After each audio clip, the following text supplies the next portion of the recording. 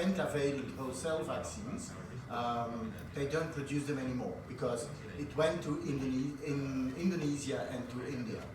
So things are changing, and that's good because we need, as was said by the previous speaker, the only way to reduce prices is to get competition.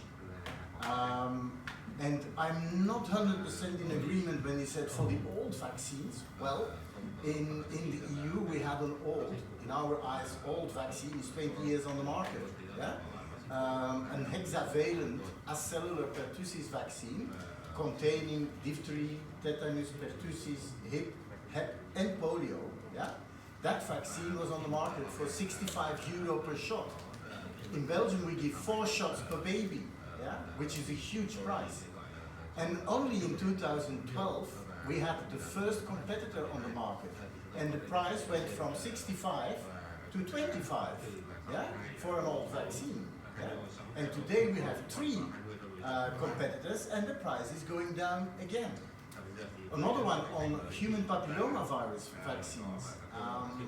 When they were licensed in 2008, the first one was Gardasil, which was a tetravalent 16, 18, 6 and 11 strain containing vaccine, and they asked €148 per shot.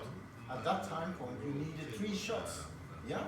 It's a huge price, even for a rich country where I'm coming from. Today, the price has gone down to €15 per shot due to the fact that GSK came with the second one. So the only measure to reduce prices is to get competition. And that's maybe one of the reasons why I'm here. I've been here before, in Vietnam, in Hanoi, even with the DAV. I had an invitation a few years ago to come and give some presentations at the time of the review of the pharmaceutical legislation to convince the regulators of Vietnam that a clinical trial for a vaccine like Prevnar, and we will come to that later on during some of the presentations, doesn't mean anything, because Prevnar was licensed on the basis of a clinical trial showing clinical outcome in 38,000 babies. What is a clinical trial in Vietnam bringing to such a database in 300 babies or in 600 babies if you have evidence-based medicine in 38,000 children? And the same was true for the competitor. The competitor is Synforix. They did a clinical trial, post-licensure, placebo-controlled, how they could ethically convince the ethics committee, I don't know. Because can you do a placebo-controlled trial post-licensure? Withholding in the placebo group the vaccine for a licensed vaccine?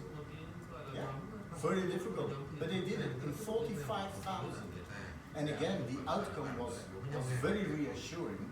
They had no cases in the 2 groups that got the vaccine and only in the placebo. And we'll come to that later on in placebo and things like that. Yeah, something about resources. This is quite new, pediatric vaccines and vaccinations. It's not that expensive, and it is online consultable. So if DIV would buy 2 or 3 licenses, you could share these licenses under, and you don't need the paper copy. You can use it really online and just print a chapter that you would like to read, etc. The same is true for, and if you want to see it during coffee breaks, I keep it here the coming 3 days. The other one is Stanley Spotkin vaccines. I didn't want to take it with me because it's such a booklet, yeah? But also, you can buy it, and if you buy 1 exam there, then you can consult it online. I can show it quickly, but I need